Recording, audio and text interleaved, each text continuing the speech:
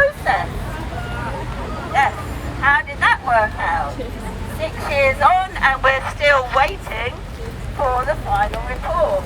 Now, as Ombudsman watchers, we were very curious to see that the Ombudsman investigated in 3 parts. Never seen this before. Now we know why. In the first part, they discovered there was 28 months of maladministration. Right?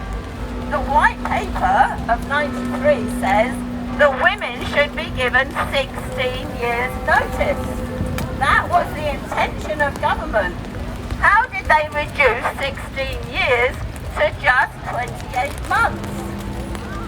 Well, they cherry-picked their way through the evidence, as they always do.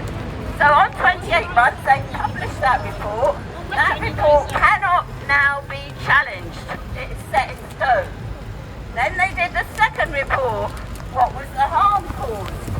And amazingly, they found no harm caused in the 6 cases of the 28-month delay. Well, no, the harm was caused by the 15-year delay. And it doesn't take a rocket science to see that out.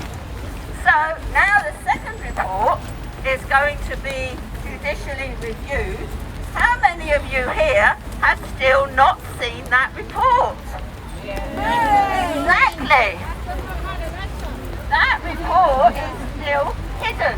Where's my letter? It is hidden from us because the Ombudsman has not published it, so it cannot be in the public domain. We need to see that second report. We need to know what has the Ombudsman done to find no harm caused by maladministration, and how well do the cases represent us. That report, we must write to our MPs and say, that report will not be changed, we will not amend it, therefore it is complete and it should be published.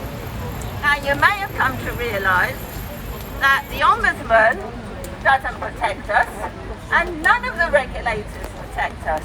Are Ofwat protecting us from sewage in our seas and our rivers? No, they're not. Are Ofgem protecting us from profiteering? No. Are Ofwat protecting our children from an inappropriate curriculum? And some of you might know just what I mean by that. No, because the regulators are part of this system. They are the stooges of government. They are not independent. And we must not rely on them to protect us.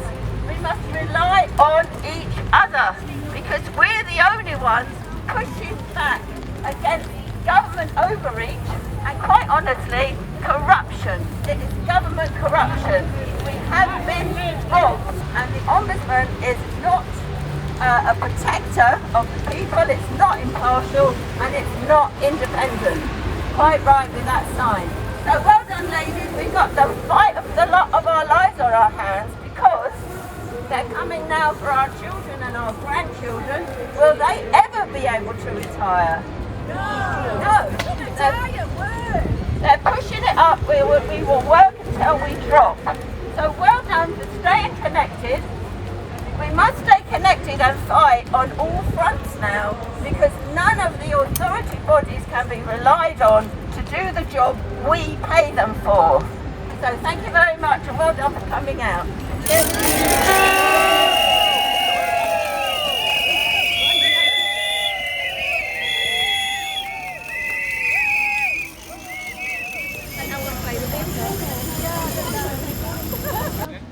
Why should I be sat here in the pouring rain in my wheelchair, freezing cold, wet through, because I haven't got my pension? Shame on you, government, that's what I say. How can you leave all these older women that have worked all their lives and brought up the families and paid in and thought that we're going to get the pension at 60? How dare you rob us in our old age? We're not bothered that they've changed the age of the pension. It's not about that, and it's not about equality with men. We agree with that, but it's about the way in which they've done it. The way that they didn't notify us, and they didn't care that a lot of us hadn't put plans into place for our pensions. So how have you personally been affected?